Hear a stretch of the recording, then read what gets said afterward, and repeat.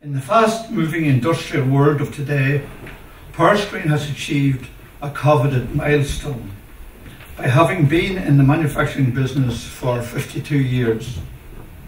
I feel particularly good that this, the first public talk on this history and development of the company, should be given in the company's birthplace of Dungannon. And I'm particularly happy to see so many people who worked with us over the years here tonight. A few years back, shortly after it had ceased trading, I'd been asked to write an article on that very innovative and creative company, Tyrone Crystal. I had no first-hand experience of it, and I couldn't find much in-depth publicity on it, so I reluctantly had to decline. That was 4 years ago, and Powerscreen's 50th birthday was coming up. And this Tyrone Crystal incident resolved me to sit down and write the Powerscreen story. My driving force was not so much to record what had been achieved by the company, but of much greater importance, to write down how we achieved it, to state our philosophy and produce a document that everyone could refer to and use in their own life situations.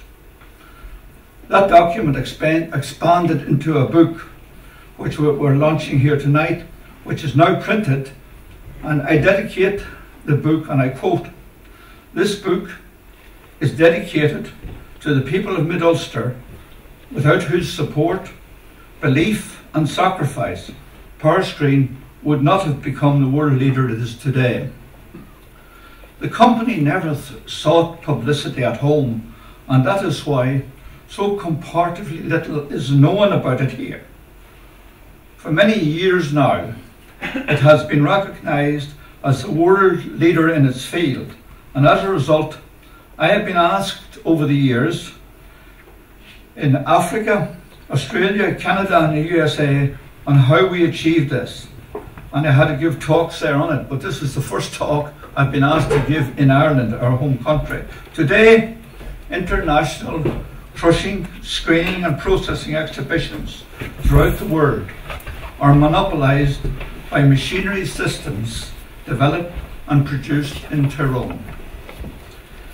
In 2013, I was asked to declare open a specialist research and development facility of the material processing industries, which was set up at Southwest College Dungannon, to augment the research being carried on by local factories, of which there are now over 200, employing directly over 3,500 people. It gave me great satisfaction to see that most of the founders of these factories were trained by us. Today, many of the traditional manufacturers of crushing and screening equipment in Europe, America and Canada have moved their manufacturing bases to Tyrone. The result of this search for excellence in all aspects of our business was brought home to me a few months back when a large German buyer at an exhibition was querying the name of a new Irish supplier of a very expensive crushing machine, and he said simply, to quote, "It must be good, it's Irish." In 45 minutes tonight, I will deal largely with what we did, why we did it, and how the philosophy we used led to the development of a network of manufacturing companies in Tyrone, unique within the EEC.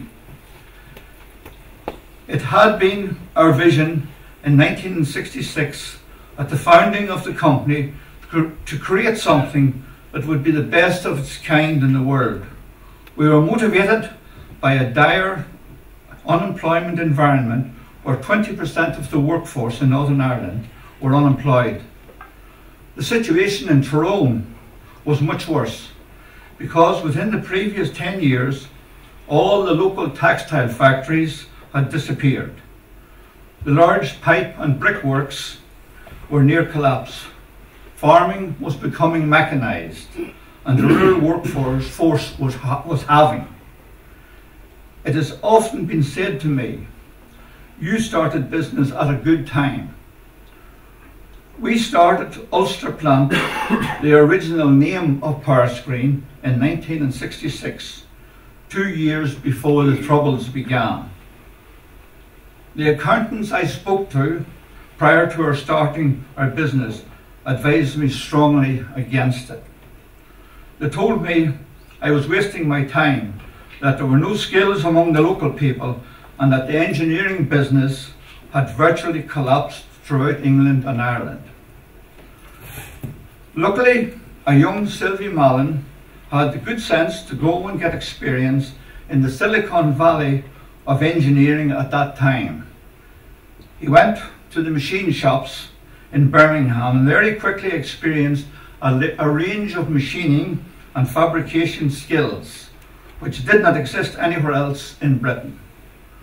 After a short time, he returned to Tulliallow to start his own engineering company.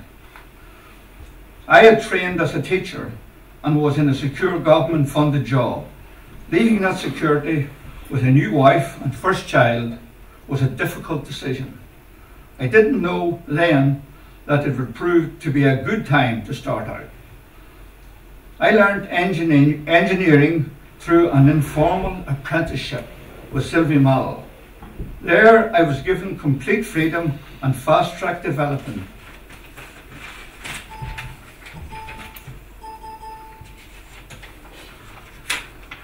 Fast-track development in designing, buying and selling machines. Within 2 years, Mallons were able to produce a range of machines aimed at the newly opened sand and gravel businesses of Ireland. I learned more in the evenings there than I did in 4 years at college. I spent my first 6 weeks working with two tinker brothers, or as we'd call them then, reverently, we called them gypsies. I had to produce intricate designs for ductwork for air extraction systems.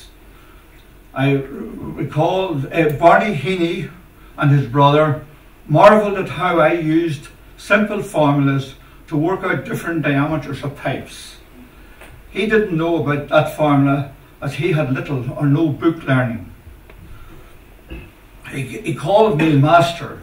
I said, you mustn't call me master. You are the only master.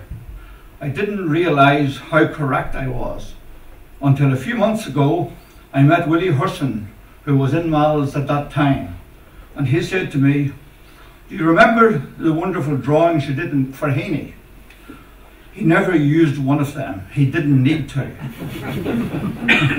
And he wouldn't have friended me by telling me that. These days, I often recall the words of Matthew Arnold's poem, The Scholar Gypsy. He went to learn the gypsy lore and came, as most men deemed, to little good, but came to Oxford and his friends no more. Now those negative thoughts that I had then quickly disappeared, because Heaney taught me more about evaluating and selecting people in those few weeks than I was to learn in college in 4 years. One of my great friends over the years, however, was a very well-known academic, Sir Bernard Crossland, who a lot of you would know. He only died a couple of years ago. He was the professor of mechanical engineering in Queen's University. He had left school at 16 years and served an engineering apprenticeship with Rolls-Royce. And looking back, I now realise how lucky I was to have started engineering in a similar way. In 1962, with Sylvie Mallon and Pat McKenna, we designed the first mobile screen made in Tyrone. We had made 2 of these machines when I met and started Pat Douglas as a salesman. He was a professionally trained negotiator and salesman, but he knew nothing about the wide range of machines that Mallon was making. I worked very closely with him, covering the technical side of the job, and he closed the sales. Lee Mallon joined Mallon's a short time before. Lee, Pat and I wished to focus on the design and manufacture of one machine. This concentrating on one machine did not meet the factory needs to sell a wide range of machines, and in February 1966 we reluctantly parted company with the Malin family. On the 12th of February 1966, Lee Malin, Pat Douglas and myself formed a company which we called Ulster Plant Limited in a disused concrete works, and built the first mobile screening plant.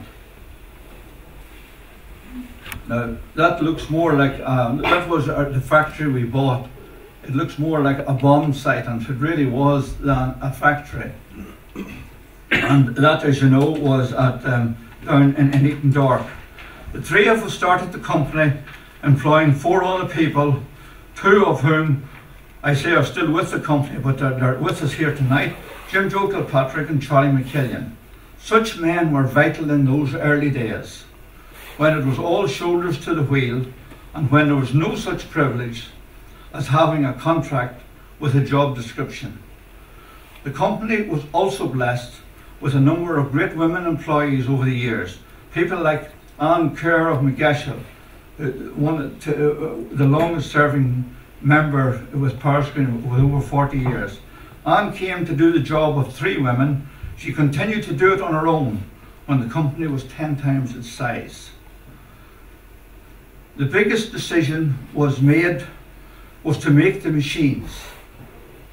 Where to make the machines? There was no empty factories in Tyrone at the time of any suitable size, and no government assistance to start up. There's another slide of the old factory, and you can see it's loaded around with waste concrete. Burcon, a disused concrete works, was purchased with 4 acres of ground, more like a concentration camp or bombed out site than a factory. A month of hard work with the 3 of us digging out concrete transformed the site, and after 6 weeks our first machine was ready for market. Recalling the people who give us confidence in our first startup year, I cannot encourage you strongly enough to support new startup businesses. We will never forget the local sand and gravel producers of Tyrone who put their faith in us by buying most of our first year's production. We always recall with particular love families like the Atchison brothers of Cookstown. It's where the Asda plant is now. They're 4 brothers, each of them bought a machine off us. And the Emerson family, Stanley Emerson in particular, for over 20 years, Stanley had to get the first machine of each new model we produced. Now that is, we're very lucky to have it. That's a slide of the very first Powerscreen we made. And again, you'd think it was in a prison. We took it out from the road out through a fence. In the 1960s, quarry plant manufacturers throughout the world were each making a range of machines, like Malin's, making and designing what the customer asked for, and selling mostly in their own national markets. Very few of them exported. We forecast correctly that the potential oil crisis, which was then on the horizon, would revolutionise the material processing market worldwide, and that the large static plant installations of the day would be replaced by mobile equipment. When I say large static plants, a lot of you would be familiar with the older members of My Sand and Gravel. I was asking some young people, do you know My Sand and Gravel? They said, yeah, that's a book by Paul Muldoon. Well, Paul Muldoon is, as you know, is a poet, and it impressed Paul, this large static plant in the middle of the Moyer down there on the Armagh side of it. And that's what the sand and gravel processing plants of today were like. They were very massive, and they had to take the sand and gravel from away above Pomeroy or Carrickmore, and that was all right when oil cost nothing. But we forecast correctly, as I say, that the oil crisis would make oil go up through the roof, which it did. know it would go as high as it did, and you couldn't draw in material like that, process it, and end up by wasting maybe a quarter or a third of it.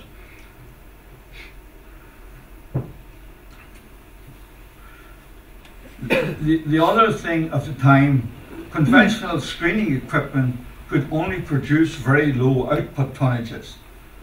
Now, engineers who designed these plants were content with this because they were the rates of production that were stated in textbooks.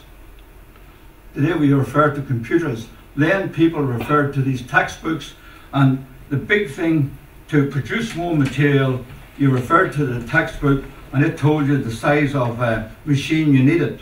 Now, we knew that the real result area was trying to make a smaller machine do more. From the beginning, we decided we would make only one machine. That was a very ambitious thing, and sell it in many markets worldwide. Such a machine would have to possess world-beating qualities to make customers high profits. We recognized that there were no shortcuts to any place worth going. So the three of us worked weekend after weekend, trying to improve the screening performance of our machine. We'd call that today research and development. We had to do it at the weekends because you had to produce during the week. Finally, we achieved a phenomenal breakthrough in our research that enabled us to screen materials at more than 10 times the rate of any machine on the market, and 10 times more than what the book stated. So the books today have, and at the end of it, have been rewritten. This powerful screening action gave us the new name Powerscreen in 1969. And there that was where we did our research and development in a very secluded little sand gravel quarry given to us for nothing at the weekends by a man called Percy Matthews outside Shearstown. So Shearstown was really the birthplace of the breakthrough, and that's showing it there. Now, this kind of a phenomenal breakthrough, it really almost scared us because we didn't expect that. We were looking for twice the production, but we got 10 times. This new breakthrough gave Powerscreen the first leg of success. We now had produced a real innovation for the years ahead. The dilemma was finding the best way to market it worldwide. We could have patented our invention, which would have involved the full publication, or say nothing. When you take out a patent like that, you have to publish what you're doing. All your competitors throughout the world can see what you're at. We didn't want to do that. We were part of a very conventional industry where an engineering breakthrough like we had just made was very rare. And using conventional sales methods would not bring us the growth that the new invention had opened up. We made a point of steering clear of practicing any of the conventional engineering experience of our time because we recognized that it belonged to a past era and would drag us down, as it was doing with the shipbuilding and most of Belfast engineering. We needed completely new thinking on how we did things. We had the big advantage in that we knew nothing to start with, so we had no bad habits, and we knew not to start people who had these bad habits. From early 1970, the company committed itself to the 80-20 principle, which a lot of you, I'm sure, practice and would be familiar with. We installed this principle throughout the company. You read about it often. It says that 20% of anything produces 80% of your result, and 80% of anything produces 20% of your result. And we clinically examined everything, including our time, on that, and do away with the stuff that gives you no result. The 20% that gives us 80% result, if we could double that, we had 160% profit instead of. So it was the key result, the 20-80 principle. The same as a football team, 20% of the people give you 80% of the result. It works everywhere. From early 1970, we committed ourselves to this principle. Sales we saw as the 80% result area, and production and all that it entailed as a 20% result area. It was logical, therefore, that the company had to become sales-led. This was to involve us recruiting and training our own sales representatives and selling directly to our customers. We regarded the British Isles from the start almost as our home market, where we sold direct to end users using our own salesmen. By 1972, we needed to find more markets if we were to stick to our aim of making only one type of machine, but the dilemma was where to go. The European markets were nearly all equidistant from us, but they all presented different import barriers. Some, like Spain, had what we'd call today a hard border, and it all presented a language problem. And some, like Scandinavian countries, according to Board of Trade reports, were out because the report said our quality wasn't good enough. And in any case, local manufacturers there were also exporters. In later life, we always advocated that the range that we manage by walking about, not closing in your office, looking at computers, or worst of all, still reading reports. Reports are written by people for your use, and they don't tell you what you know, they tell you what the people think you should know. So this was a very, very important thing, was you manage by getting out there and walking about. Now, and we learned this in Scandinavia. We had these reports from the Board of Trade. They were available everywhere, these kind of reports, which said the market for Irish-made stuff was a waste of time. We didn't believe this. Following this way of operating, Pat Douglas and myself went to Norway and Sweden. Not only did we see massive market potential there, but we came home having appointed 2 young men to sell our machines. We trained these men in our sales methods, and for 15 years, they were our best dealers. And we found similar success in Finland, Denmark, Germany and France. I remember very well going to Finland, and it was quite a scary operation, because to all these places then, it wasn't like today. You had to go through, at least through London. There was 2 flights to it. And I remember in Finland always had fog, still have fog. When you go to Finland, there's a lot of fog. And I remember often leaving London, all flights would be cancelled except Finnair. And I remember the first time we went, asking the pilot, why is this? He says, well, we have a saying here that when Finnair, when the sparrow bird is walking, Finnair is flying. All these guys were all ex-war trained pilots, and they were quite risk takers, I would imagine. But we always got to Finland.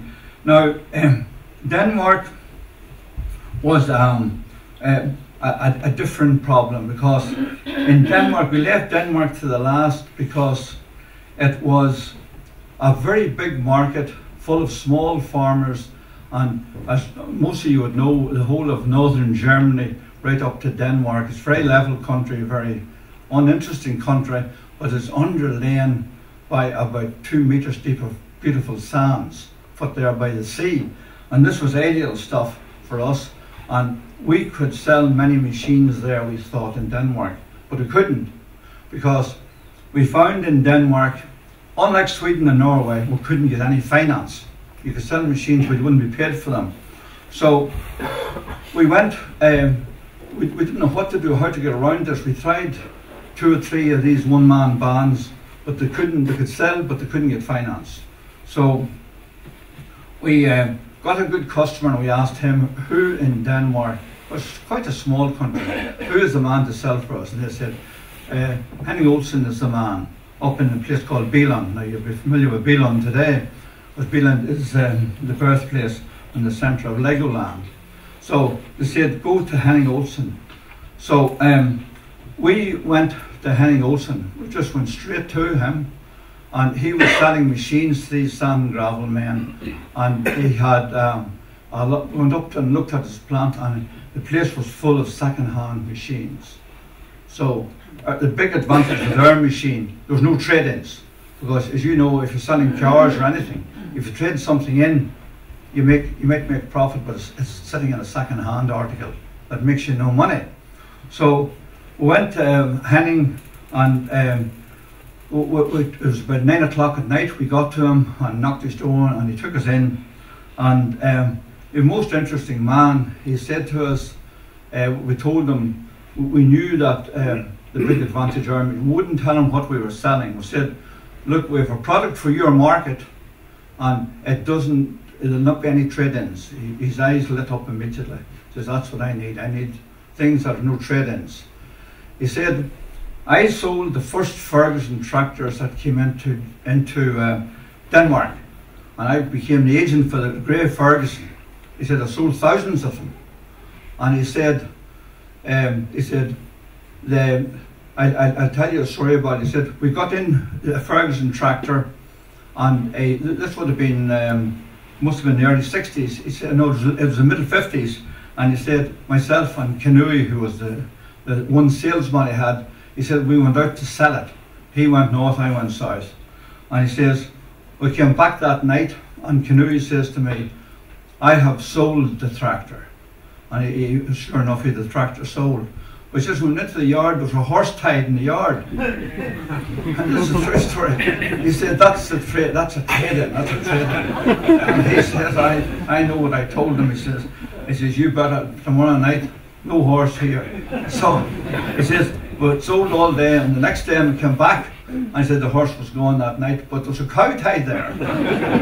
And he said, the row was very big that night, he said. And he said, he went out again, came back the third night, and he said, no cow, the cow, he said, got rid of the cow.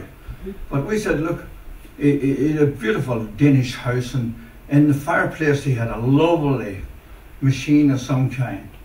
We says, Henning, what is that? It was about that size. He said, do you not know what that is? That is a very old type of radio. That was a deposit, he said, for the cow. That's the profit on my first Ferguson, so don't give me anything with that needs trade-ins. We come back, he says, we said, look, it's 11 o'clock. We said, we'll come back tomorrow and see you.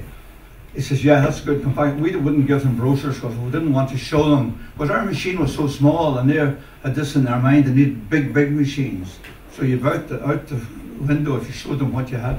We said, look, we have the stuff for you.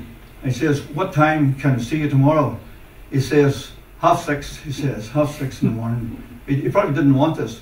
We were walking around his yard at 6:15 when he came out. And that really impressed him. And we started, and he became our best dealer ever. And I think he's still a Powerscreen dealer there. We decided to build our own sales force from young men who had the potential for selling but no previous selling experience. We went against the industry norms by recruiting people who had selling potential but no product knowledge. We recruited these young people and gave them 1 or 2 years experience in our workshops, where they learned all about our product. We then moved them into servicing, and from here into sales worldwide. Our own sales company in England was managed then by a very good Englishman, Robin Yard, and a local man here, Harry McCourt from Dungannon. It was the first nursery for our future sales people. And I remember we used to go to these shows in England, and this girl would always want to join us at night when I would come back to the hotel for dinner. And we knew her because we knew her father.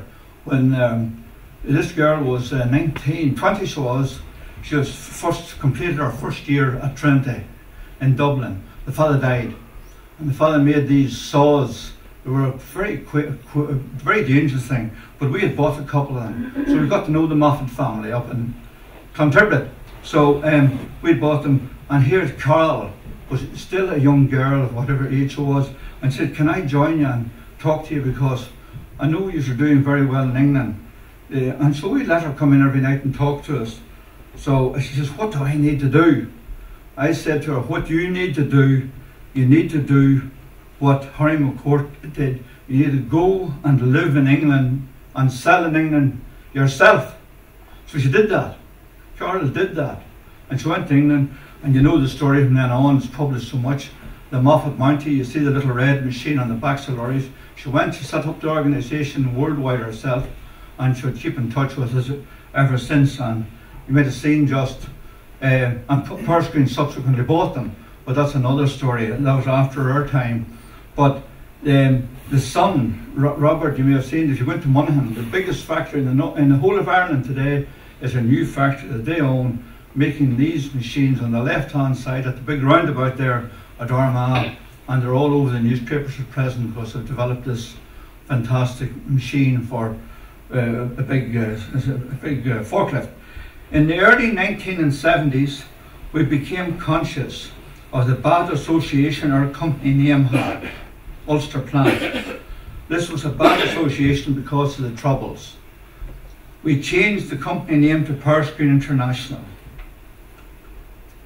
Now that is a copy of our first spare parts book, and we just changed, we haven't dropped the name, to the Ulster Plant, and we called the company from then on, we called it after what our machine done. It was a powerful screen, the Powerscreen. And we developed at that same time, we developed that logo, which showed the Powerscreen. It has changed slightly over the years, Powerscreen going to the world. And the thing behind it is vibration, the fact of vibration. In 1970, we set up our own sales training school at a place called Gorton House near Cullisland. We recruited a man called Bill Duff, the initial sales trainer of Pat Douglas. His job was to recruit and train salespeople. Duff, we would have called him then, a word that we would never use today, but Duff was a natural born salesman. He did not concern himself with brochures. His focus was to show the user of our machines what the end result was financially, not to talk about how it worked, but show what it done for the customer. He developed our sales training manual, which was unique throughout the industry, and recruited a number of salespeople for our UK sales force. Duff used to say, and quite rightly, people talk about a natural born salesman. Would you like to be operated on with a natural born surgeon? You know, and it's, you know, we talk about salesmen are good talkers. They have to be better listeners.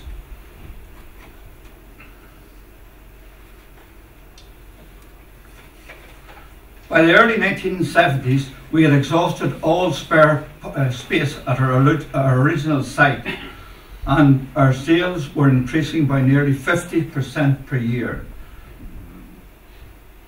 The Troubles were still raging, and to give confidence to our agents, we had to do something very serious. We had been, at this time, we had we bought this place here down in Kilbeggan, and we set up there. A factory to make our machines, a replica of what we had in Dungannon. So that when our dealers, it didn't come over very often, we said, look, if the thing is burnt in Dungannon, if Troubles get so bad, we are here. It was a diversion we had, cost us a lot of money, but we had to do it. And it turned out to be a real godsend. And there's a great story to that on its own, which I wouldn't tell you all of it tonight, but it's unbelievable. Kilbeggan is the oldest licensed distillery in Ireland. It's not Bushmills, Kilbeggan is. And that place had closed down, and we had still kept the license going. That time there were no new distilleries being made. Like now there's been 40 new distilleries made. There were none, but we had that place there. And the people were saying, oh, it's falling down, it's falling down. So it became a real liability. It occupies the whole, it's like Dungannon Brown's factory, but it's far bigger. It occupies the whole of Kilbeggan, and it became a liability for us after a number of years. We built a new factory outside Kilbeggan, and the slates were falling off roofs, etc., etc. We put it up on the market to sell it, and we couldn't sell it. We got a small price for it. This guy appeared out of the ether, and he was called Pat O'Neill Smith. Well, at least that's what he told me he was called. Something he turned out he wasn't. He was the son of a Church of Ireland clergyman from Skibbereen. But that didn't matter. He said to us, this part of it was true. He said, there are 12 of us, and we have come back here from a place called, nobody hardly knew it then, Addis Ababa. And he said, the 12 of us left Trinity. When we came out of Trinity, we did no jobs, so we went to Ethiopia to train people. And he said it was the time of Thatcher and the troubles in England.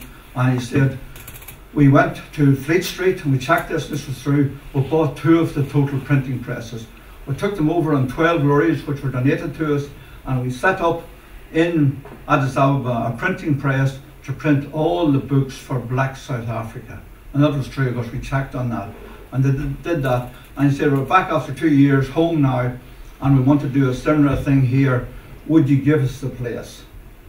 We said, God said, would you give us? We said, no. But look, let's look at this. And we started on the thing then that was to help us in later life.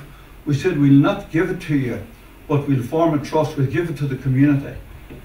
So we give it to the community on condition that employment never fell below 1. Employment today there, so I don't know what height it is. An old guy got up, he was 90 years of age, remember, and there's a big water wheel there lying in bits. He was 90 years, and old William said, I will put that water wheel going. And it took him 2 years getting it going, got it going, and the day it started, he died that evening. That's a true story. You can go and you see it. And that today has become one of the biggest tourist attractions in the Midlands. It gets about 60,000 people. It's doing many, many things. One of the things that led us into was making whiskey. So and it became a big business, and it's a story in that on its own. But anyway, he just to finish on that one, it shows you what can be done. Pat O'Neill Smith then, he was the guy behind that. And the first thing they done at the first AGM, what do you think they done? They sacked Pat O'Neill Smith. he had it clear. So he went away, and he came back anyway, and he landed about a month later with me. He says, I need a factory, I need accommodation for, I forget what, yes, the University of Addis Ababa. Yeah, I need accommodation. There's no accommodation for the students. I need a town that will hold 12,000. I says, I know where you'll get one. Because I'd read in the Sunday Times the week before that Addis and Vaux, the oil company, were pulling out, and they had a big thing there for 12,000. And he went there and he got it, and they shipped it out to him. And they can be seen, and there's still anyone it goes to. If you ever climb Kilimanjaro, you stop in Addis Ababa and you'll see that. You'll be welcome there. So that's the story of that. But to say, a big drawback of the Troubles was that they stopped suppliers coming to see us. And I had to travel to Sweden, Germany, and in more recent times, Italy. And I learnt European practices, which meant we were ahead of Great Britain. When we left school, we had learned languages which were useless to us, and we had to sell in Germany and Sweden. And we hadn't got those languages, but we had to learn them. And in 2 years, we were relatively fluent in them. That's 50 years ago. We were able to sell in German and sell in France. Now, it's surprising what you can do when you have to do it. So, we were always, good English private companies were always being bought up by larger public companies, where the opposite was happening in Germany and Italy in particular, where today many of our suppliers are 3rd and 4th generation private companies. The English companies, when they become successful, public companies buy them up, very often with bad results. Such a small company was called Bonfiglioli. I met the owner at a trade fair in Bologna, and he made gearboxes that suited our needs. He promised to contact me. Now, this was the middle of the Troubles. 2 weeks later, I got a phone call from him, asking where he could meet me. We always went to London to meet the suppliers because of the dangers at home. During the phone call, I started to explain to him the best flights to take to London. And he said to me, no, hold it. I'm at the War Memorial in Dungannon. Where are you? He says. We are still doing great business with Bonfiglioli's grandson, and today they are one of the biggest suppliers of gearboxes in the world. I've been so impressed with this can-do attitude. In those early days, we decided to get an export sales manager for the European markets. We followed all, because we needed someone who could speak not only 2 languages, but could speak about 5. We followed all the procedures that most of today's public appointments do. This is very important, it's a great lesson for us. We appointed a top consultancy company, national company, which drew up a job description, etc., placed a large advert in the Sunday Times, and gave a box number because people would not be inclined to work in Northern Ireland. We got 80 replies. These were shortlisted to 40. 27 were interviewed by one of us and 2 specialist interviewers from the consultancy company, according to best practice of the time. And all were asked the same 5 questions, the same as public authorities in this company do today. After the interviews, a second shortlist was made of 6. They came to Ireland and were again interviewed. We were advised that any one of the final 3 we shortlisted was qualified far above our needs. We selected one, and he turned out to be the most useless salesperson ever. And that's why I pity people today who have to suffer similar types of interviews. He had 5 languages, and his first job was to sell our first machine into Spain. In those days, Spain had a hard border, and any of you know it, it was a hard border, requiring triptychs, etc. on the border.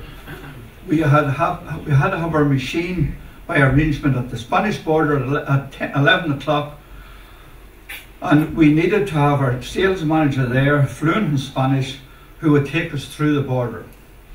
Now, a disaster occurred to us the week before just. Our demonstrator, who was a key man, was unable to go.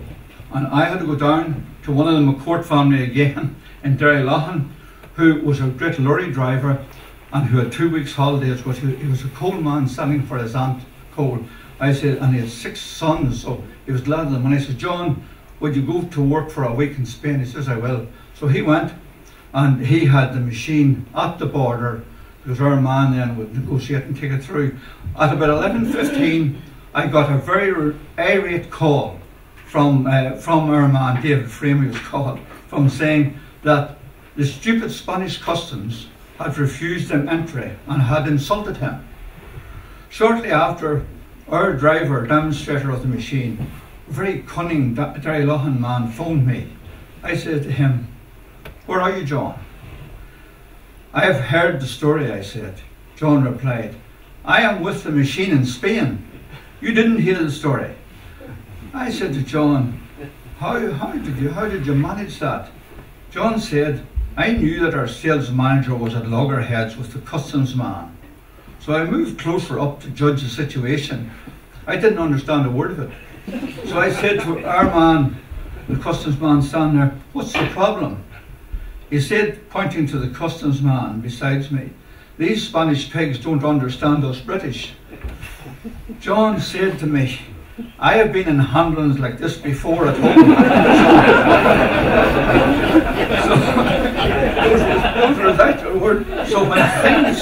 So when things cooled down, I sauntered up to the customs man and told him where I was from and gave him a cigarette.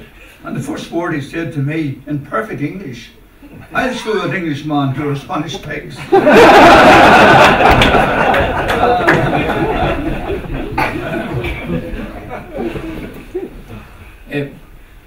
There was a book I always subscribed to, a monthly book, I'm sure it's still there, It's called the Harvard Business Review. It's published by Harvard, and I always reckon they were one of the best.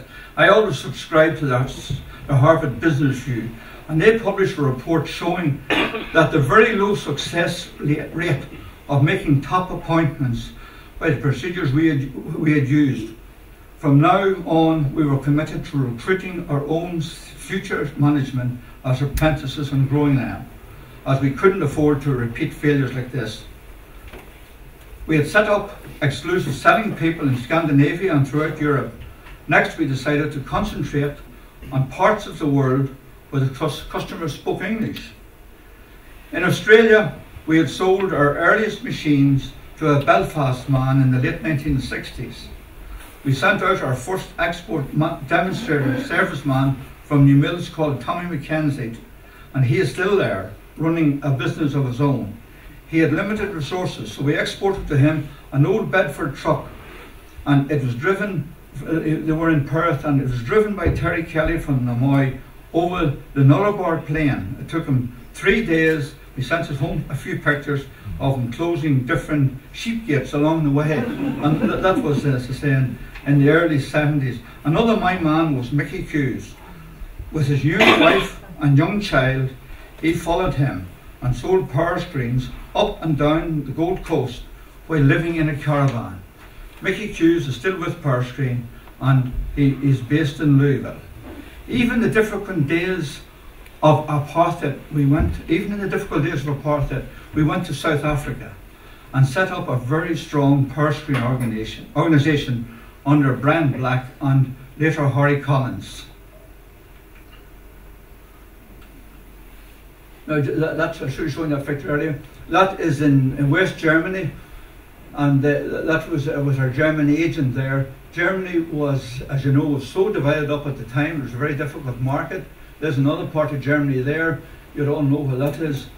That was in East Berlin, and there is the Berlin Wall behind us. And there is the big tower. You went up that big tower and you looked into East Berlin, and you didn't like what you saw. You just saw a grey mass, no colours, nothing like that. And that was our agent. East Berlin was a marvellous place, but at that time there was what they called a corridor into it. You went in at certain times of the day. You flew in, and you had to fly in between 5,000 and 10,000 feet. You were just almost at the ground, and you had the planes had organised their times and that. So there we were in East Berlin. It became a great market even before the wall came down. South Africa was a most interesting place. No, it's not. By the way, that there is interesting there. That is, some of you know that's like Grange, Texas. It's a very small little town in the centre of Texas. It's known for a very famous play. You see it?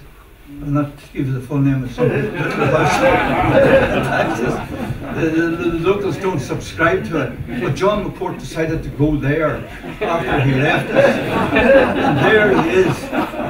What does he call his place? He's there today, and he's a very, very big operation in Texas, and he calls it Cor's Corner. Cor's Corner. A bit of home. South Africa was a most interesting place then, because apartheid was going rife. It was quite a scary place. I had been asked to read a paper on future trends in the crushing and screening plant in South Africa by the South African Mining and Quarry Association. I had to address 400 people, and the man who was on after me didn't turn up from London, and there were 400 people there to address. I was invited to the town of Belfast, founded by Charles and Richard O'Neill from our Belfast. They were monumental sculptors who left Belfast in the late 1860s, and they founded the biggest black marble granite quarry in the world, supplying all our memorials until replaced recently by China. Their own graves and memorials are situated in the back garden of our cottage, because the Boer War Treaty was signed on our kitchen table. We had to be creative in everything we did. From the early 1970s, we used a number of specialist training courses for ourselves and our people. Pat Douglas was always interested in those short specialist courses since he discovered the power of Bill Duff's sales course that changed his life after coming out of the Air Force. I had in the beginning a more closed mind. With my teaching background, I was used talking and not listening. I was less open to new ideas on how people learned or remembered things. It was a revelation to me when I discovered a man some of you I hope have experienced. He's still in one of the universities yet. It was a revelation to me when I discovered Tony Bazan's course on speed reading and speed memory, and in particular lateral thinking. Initially, I could not see the point in going on his course. He used to be, I remember, on his own television programs. I will never forget going through London Airport to our new French market and meeting there Pat Douglas, who was returning from the course. We both had some considering time to spend before our flights and started a conversation.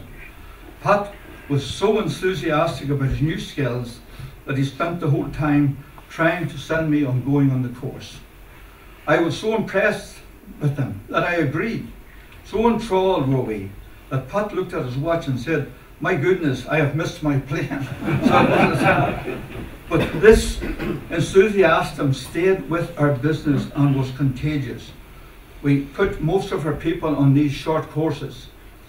Our attitudes and culture spread throughout the company. All our key people went on these courses so that we were all thinking the same way and speaking the same language.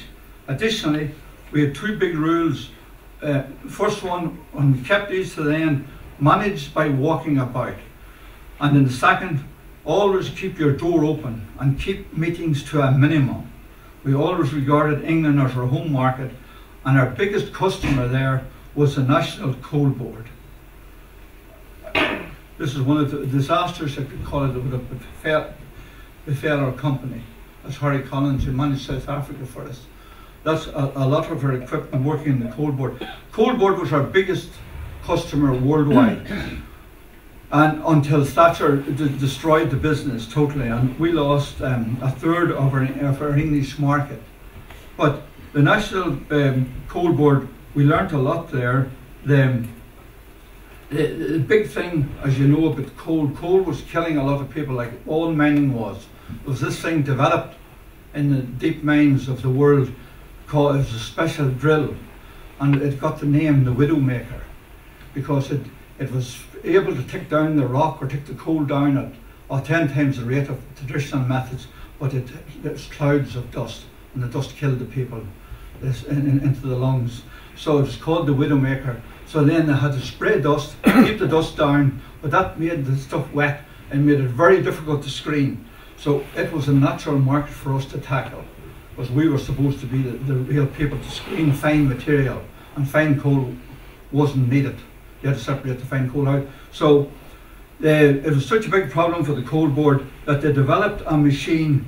At that time, the project cost 10 millions, and it lasted about 4 years, and they developed this machine.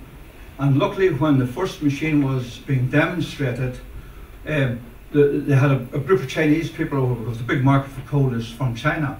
A group of Chinese people there. We had our machine being demonstrated just over from it. And they, to give you some ideas, they were able to get 100 tonne an hour of coal through this. That was phenomenal then.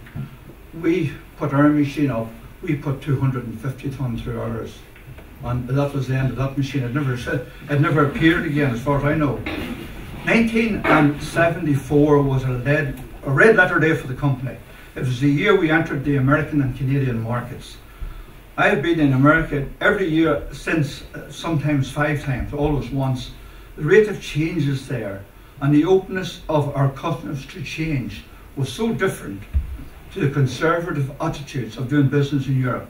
One thing we had to teach all our people going to the States was never to say, we don't do it like that at home. People can't take that anywhere in the world. I remember working in South Africa and being totally shocked by some of the things I saw. On the first day on the road, our South African salesman could see I was mesmerised. He said to me, "Pat, don't tell me how to solve our problems, and I will not tell you how to solve yours." You know, and it was the best advice I got. Our first big problem in America was where to set up headquarters. Recognising that the North and South are still two different places, such a big market, we went to Minneapolis. And why did we go to Minneapolis? We went there because it was the same geography as Europe, same band of lovely glacial material, ideal for us. We had proved in Scandinavia we could do it. We went there, but we found it was tough going because the winter came on and lasted for 4 months. So it wasn't a place, you did nothing for 4 months, and you can't keep a factory going like that. So after that we decided to go to a place where you wouldn't have had cold winter. We went to Savannah, Georgia. It's a great place because Savannah has 200 Irish second generation, maybe third generation attorneys. I don't know why that is, but there are 200 of them. And it's a great place all the time, except when the summer comes, it will put you out of it with flies, a bit like round Lough Neagh. So Savannah wasn't the place to go. So then we did what we should have done at the start. We asked a lot of people, where should we go? They said, look, you don't identify with the north, you don't identify with the south, you go to where the north meets the south, and the place you go to is Louisville. We went to Louisville and we started up a new factory there, and we're still there still.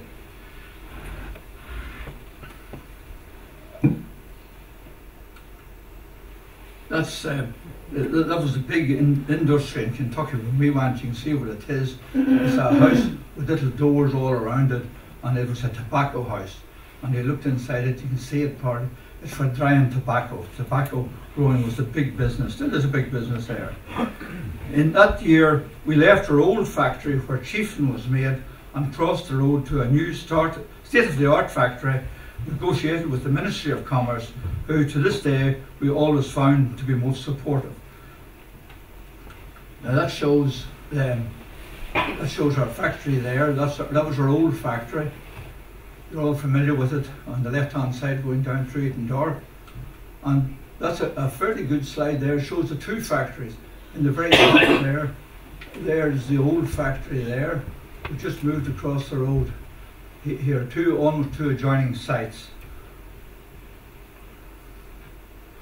Now, at this time, the troubles were still very bad, and we were finding it very difficult in America because now all types of television and that was almost instantaneous. Mobile phones were coming in. People knew if there was a bomb in Kyle-Island, they knew there was a bomb in Kyle-Island yesterday. Customer told you at 21. So this was a horrendous problem. So what we had to do then was, how do you give your customer confidence? We did something we didn't want to do, but it turned out again to be a useful thing. We made a big investment in a secure place where we could bring our distributors to. And that's it there, that's Carton House at Maynooth. It was a big, it was the residence of the Duke of Leinster for years, and it was in latter years it was the place where Queen Victoria always came to, and her quarters are still preserved there. And luckily it was preserved because in was it 1916 or 18, the IRA came to burn it. And luckily one guy amongst them knew a little bit of history, and he said, this is the house of Lord Edward Fitzgerald. You can't do that. And they didn't. This is true. And they went away and left it. So it's preserved to this day. It's a big estate. It's a beautiful building. And it was a great place to bring people. It mesmerized them. The Americans loved it. American dealers loved it. By 1970, people worldwide selling our machines were reluctant to come to Northern Ireland, and we saw the purchase of Carton House as being the ideal solution to the problem. Carton, as I said, being the home of the Duke of Leinster. The fact, now, we ran intensive sales and marketing courses here, and we moved our research from Dungannon to there. We three owners also moved house to Dublin, and in Dungannon employed a managing director, a new managing director, who had been with us for some years before and had gone through college with me, and I knew him very well. But in there, it was a big farm, and myself and Lee and Paddy, we involved ourselves in research and development. That's what we've done. We developed new machines, and we developed a massive range of machines that people knew very little about. We didn't tell people. as we three owners had moved house to Dublin, and in Dungannon employed a managing director, Frank Higgins, and gave him full rein in setting up a very professional production in Dungannon. Employing numbers grew to 400. Things rarely develop as planned, and our Dungannon operations suffered in quick succession 2 disaster blows. The first was when we lost our 2 top men to severe health problems, Frank Higgins and Jerry Heffernan, who within a couple of weeks was dead. Frank survived, but with a big health problem. The second disaster followed closely. One night in 1982, our factory in Dungannon was firebombed. The total offices were burnt out, and a large hole in the roof of each production bay. The morning after the fire, the goodwill of everyone was apparent. Our workers arrived with new brushes and shovels to clean up, and the police had to put them all out because they had to examine what had happened. The factory was still a rented building from the IDB. They surveyed the building and were not prepared to spend the estimated refurbishing costs. What seemed a disaster at the time had turned out to be a bonus. We bought the factory from the government for £60,000 and refurbished it to our specification at a small fraction of their estimate.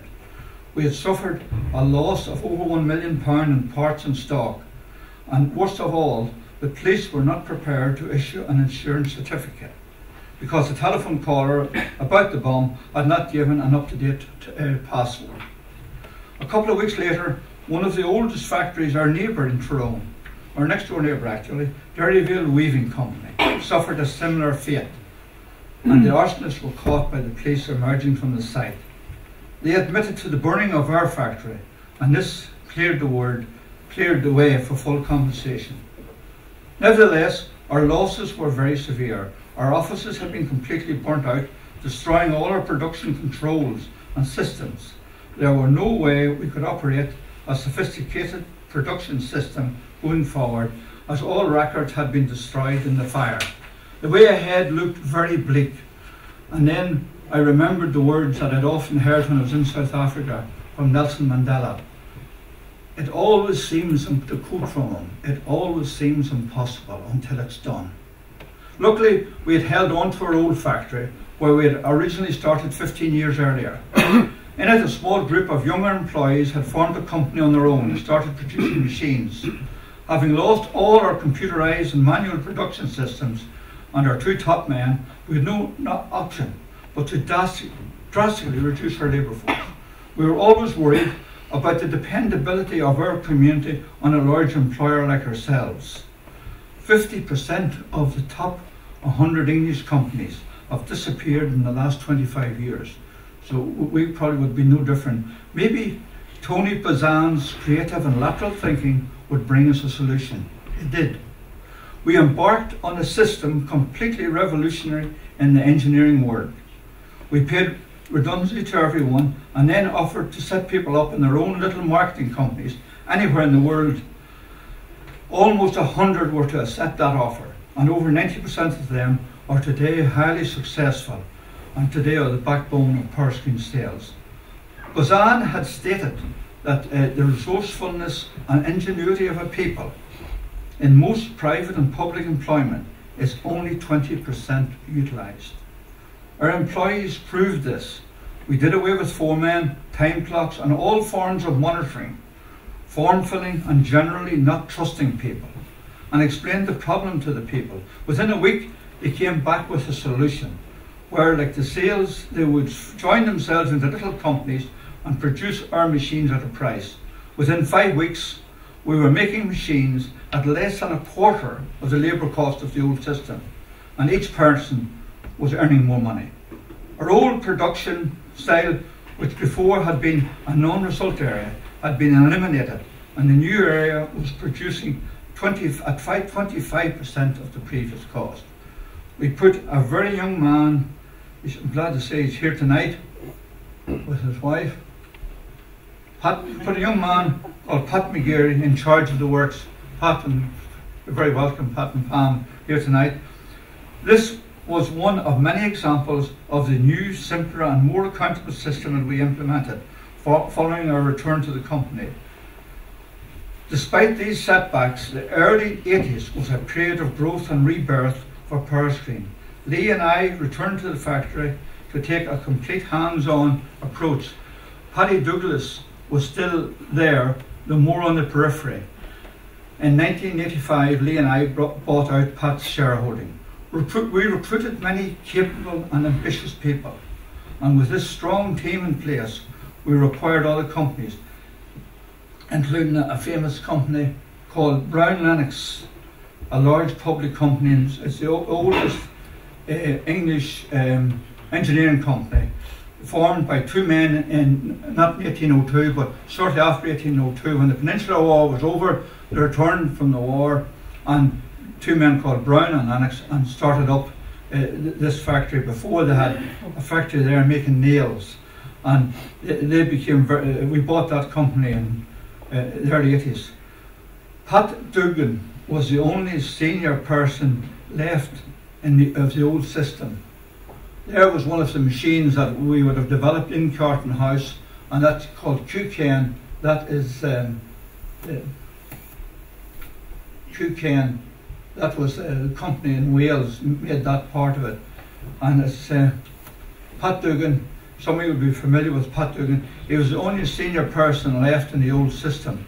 Pat was about 2 years older than me in the system, and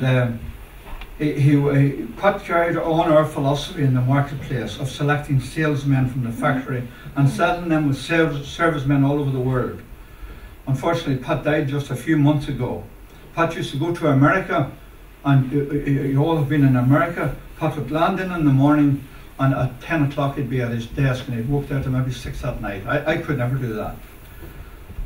Another famous man we had was Coiner Quinn, Seamus Quinn, maybe he's not here tonight.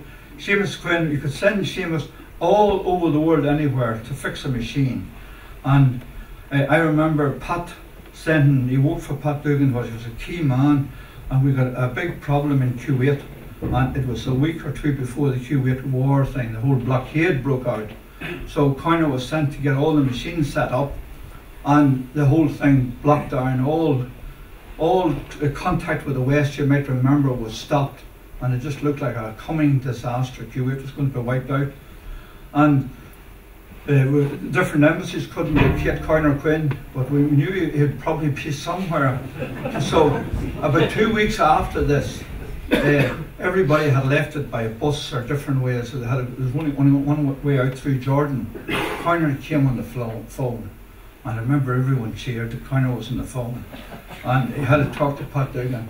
First thing Pat says, "Where have you been, Coiner? You didn't ring us." He said, "Dugan, if you had been where I was lying in entries trying to sell your machine." He said, "This place is terrible." He says, Dugan says, "You're a lucky man, you had been at home, it's twice as bad." Coiner promptly put the phone down and disappeared, and landed home on the last bus out of Kuwait.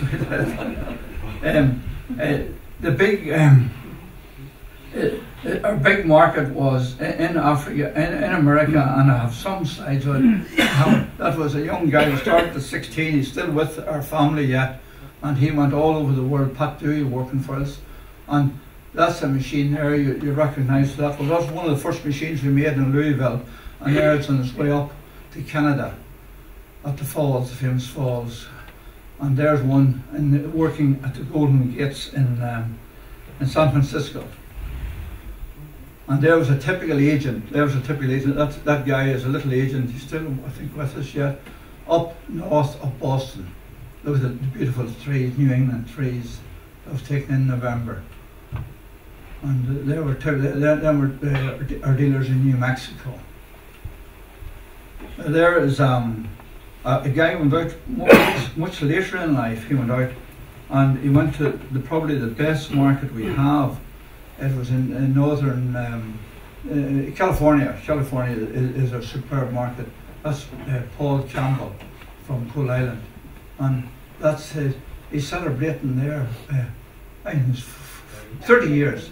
He's celebrating 30 years. This here, we developed a machine. You might remember in the 80s the price of gold went from about $15 $20 an ounce up to $800, and people went mad again. And we found that on the eastern slopes of the Rockies, where the famous guy selling there from Dungannon, Jimmy Conlon, up in Calgary, his machines were disappearing. And we found out that they were going to the gold. The old gold workings were all opened up again, and they needed our machine to get rid of that gravel on the ground, because the gold was in the fine materials. It was the big gold rush of 48 gold rush. A lot of it was alluvial gold, so it wasn't deep gold. It became that later. And so me and Lee, we developed a machine for working in the gold. There we were out there, and we're working in Northern California, so we spent some time with that. It's a big story in its own right, and it's worth telling sometime. I'm not telling you now. Well, anyway, we sold the company off, and the last thing I'd say about it was we had over the last 20 years developed one of the most powerful selling organisations ever seen in our industry. We either employed or controlled 200 specialist salesmen. We had great product and we had a bit of luck, but we had a good team. Also, some of the lessons I learned in my time with Powerscreen stay with me today. Stay close to your customers, know your men, and grow your men. Hierarchy and bureaucracy are out, and never lose sight of the 80-20 rule. Above all else, we had the benefit of the records that had disappeared in the fire. We have still some of them. And I remember we sold out to a public company, and we asked them that there'd always be control from Dungannon. There was no control over that, but it's sold a long number of years, and it's controlled from Ireland. The man who controlled it is a local, still a man, Haggerty, still controls it. And I remember the chairman of the English company was asking me, could you give a bit of advice to Pat Dugan, you know? Will you give a bit of advice to this man here? And I said to him, he said, yeah, I will give him a bit of advice. And I said, Pat, you must remember that your success in the future will not depend so much on you as the people you start. You must find people always, this is true, who are better than yourself. Always appoint people to senior positions that are better than yourself. Pat, that'll be much easier for you than it was for me.